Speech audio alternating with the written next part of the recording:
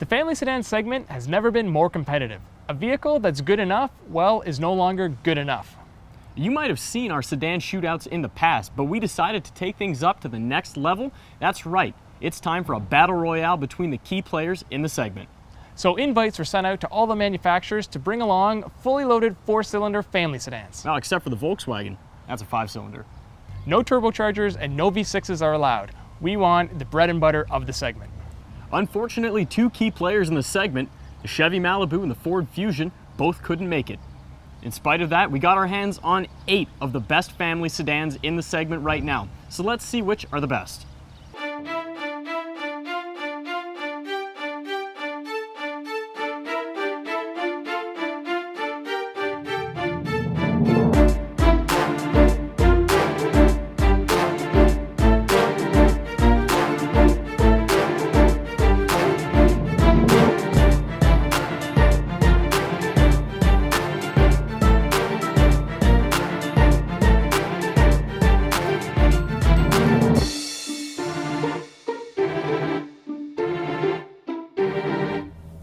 Coming in last place is the Kia Optima.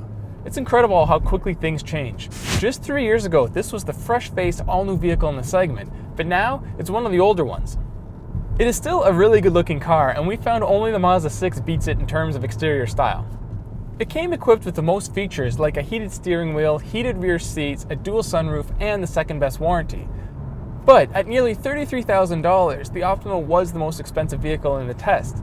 Add in the fact it got the worst observed fuel economy, and it starts to become less of a bargain that Kia is usually known for.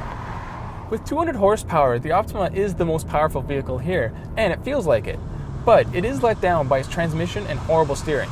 Inside, it is nicely detailed and features a driver-focused dashboard, but headroom is lacking, and anyone over 6 feet tall will find it hard to fit inside this vehicle. The Kia Optima is still a good car. The problem is, the competition has caught up to it. Coming last in this competition is nothing to be ashamed of. It might come as a surprise, but the perennially popular Camry actually tied for 6th place. Yes, it's the best-selling car in America, but no, it's not the best in the segment. A jack of all trades, the Camry is predictable and easy to deal with. Middle-of-the-pack fuel economy and a complete inability to stand out within the segment really just dragged it down. Still, don't be surprised if handfuls of Americans crowd into Toyota dealers year after year after year to buy this thing. The automotive equivalent of Wonder Bread still has its merits, and with a 2.5-liter 4-cylinder that makes 178 horsepower and 170 foot-pounds of torque, it really isn't all that bad either. Tying the Camry for 6th place is the Subaru Legacy. It is the no-nonsense pleated khakis of the midsize sedan segment. Lacking any sort of style inside or out, the Legacy's mission is to get you from point A to point B, even if we're in the middle of the zombie apocalypse. Fitting then is the fact that Subaru gave us a mid-trim level instead of a fully loaded vehicle like all the other entries here. Lacking in this Legacy are things like navigation, touchscreen, sunroof, leather, or a heated steering wheel. But the Legacy does have trunk struts, and it is the only vehicle here to offer those. See, it's practical. It is also one of the more entertaining vehicles to drive thanks to nicely weighted steering and even 50-50 side-to-side weight distribution and responsive throttle. The 173 horsepower engine is not refined, and this only gets emphasized by the CVT. But the Subaru's real ace up its sleeve is, as usual, all-wheel drive. No other vehicle tested here offers it at any trim level, whereas Subaru gives it to you standard. This may not seem important to those in Miami or Los Angeles, but ask someone in Minneapolis or Boulder, Colorado, and they may choose this vehicle on that feature alone. And despite having the friction and weight penalty of all-wheel drive, the Legacy still finished mid-pack in observed fuel economy. Just like its Kia cousin, the Hyundai Sonata was turning heads only a few years ago. The Korean brand had a few aces up its sleeve with generous tech features and styling that turned heads. Fast forward a few years down the line and it finds itself in 5th place among this comparison. Still, it has some advantages. It's got the most trunk space of any of the cars that we're comparing here today, and it also has the same 2.4-liter 4-cylinder shared with the Optima. Mind you, it's tuned for slightly less horsepower with 198, but that's only a hair down on output. Unfortunately, it suffers from some of the same issues. The steering feel really isn't all that great, and the transmission also equally is not particularly impressive. In the same token though, For under 30 grand, you get generous features like heated rear seats and dual sunroofs and a stylish cabin. And for that price, really, what more do you want? Coming in a solid 4th place finish is the Nissan Altima. It is the old school luxury cruiser of the group. It looks and feels more upscale and premium than it is, and in fact, we kept calling it the Maxima by mistake, a testament to just how closely this vehicle mimics its bigger brother. The front soft leather seats are comfortable for most, but some like me find there's too much lumbar built into them. The interior uses high quality materials and the controls are well laid out and easy to use. The Altima really is the highway cruiser of the group as it just wafts down the road. For all that is great about the Altima, there are some issues under the hood. The 182 horsepower 4-cylinder does provide decent power, but it and the transmission rival the Subaru for least refined and noisiest. The drivetrain is incredibly efficient though, and the Nissan battled the Honda and Mazda for lowest observed fuel economy. At $30,000, the Altima is priced in the middle of this comparison, fitting for a vehicle that finished in the middle. If you want to be coddled in high luxury and don't care too much about how a car drives, the Altima is the car for you. Even with the 4-cylinder and the CVT, there's so much to love about the Honda Accord.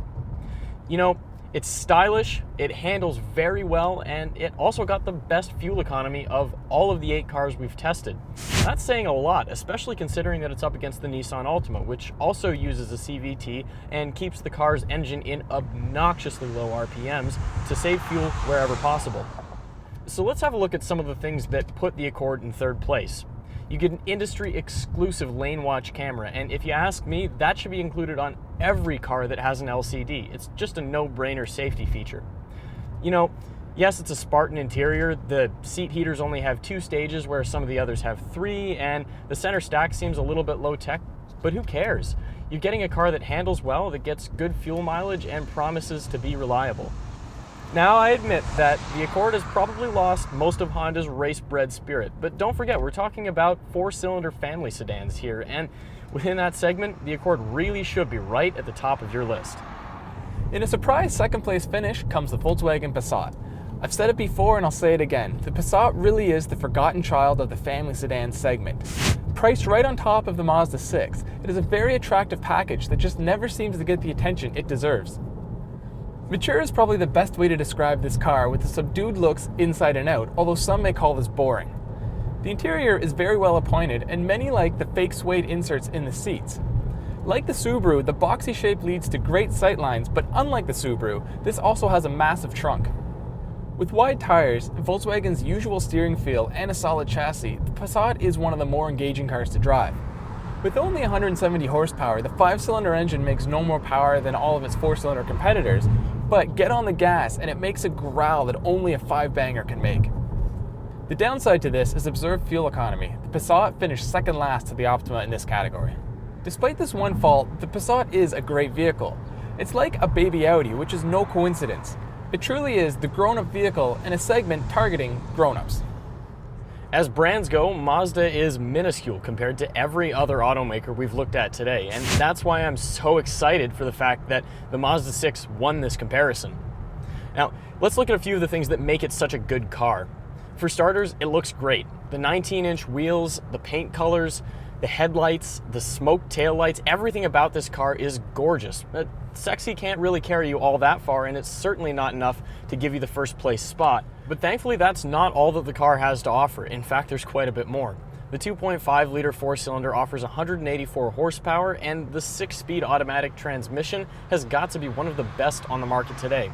All that's nestled inside of a well-balanced chassis that delivers a surprisingly refined driving experience. Not only that, but it's very generous on the tech side too. You know, some of the features you get include heated seats, Bluetooth, blind spot monitoring, but that's nothing new compared to the other cars. What is new, on the other hand, is the fact that this car has adaptive cruise control, and that's the only one out of all of the vehicles we've tested to have that feature. Not only that, but it also got the 2nd best fuel economy. All that combined, and the Mazda6 takes this win by a respectable margin.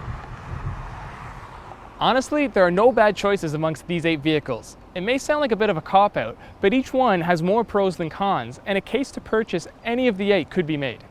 But if you want the very best that this segment has to offer, there's just no beating the Mazda6. For more on this car comparison and others like it, visit autoguide.com.